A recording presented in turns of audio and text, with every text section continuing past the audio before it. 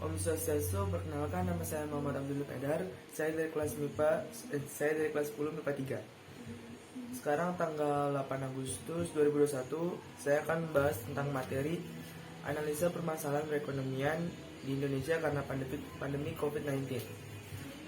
Sebelum saya membahas materinya, saya akan menjelaskan sedikit tentang materi ilmu ekonomi. Ilmu ekonomi yaitu adalah suatu ilmu yang mempelajari tentang pemanfaatan sumber daya yang terbatas dengan segala tingkah laku manusia atas kebutuhan berupa asas-asas produksi, distribusi, dan konsumsi yang tidak terbatas. Ilmu ekonomi dibagi menjadi 3, yaitu ilmu ekonomi deskriptif, ilmu ekonomi teori, dan yang terakhir yaitu ilmu ekonomi terapan. Prinsip ekonomi adalah panduan dalam melakukan kegiatan ekonomi untuk menemukan perbandingan yang rasional antara pengorbanan dan pendapatan. Yang pertama yaitu ada produksi, distribusi, dan konsumsi. Produksi adalah prinsip ekonomi yang perlu dipertimbangkan seperti bahan baku, didapat atau tidak, modal, keahlian, dan harga jual.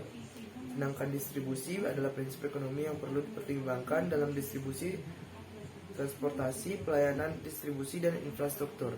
Dan yang terakhir yaitu konsumsi, yaitu prinsip ekonomi yang perlu dipertimbangkan dalam konsumsi, yaitu seperti kualitas barang dan jasa serta harga belinya. Oke, kita masuk ke permasalahan perekonomian di Indonesia karena pandemi COVID-19. Coronavirus atau COVID-19 sudah membuat permasalahan perekonomian di Indonesia menjadi turun drastis. Menteri Keuangan Sri Mulyani Indrawati menjelaskan pandemi Corona atau COVID-19 menimbulkan 3 masalah terhadap perekonomian di dalam negeri. Pertama, yaitu pandemi ini menimbulkan masalah sosial di tengah masyarakat, terutama pada usaha kecil menengah atau sektor informal yang saat ini pun ikut terkena dampak. Yang kedua, yaitu adanya ketidakpastian di tengah pandemi ini membuat tingkat investasi juga ikut melemah.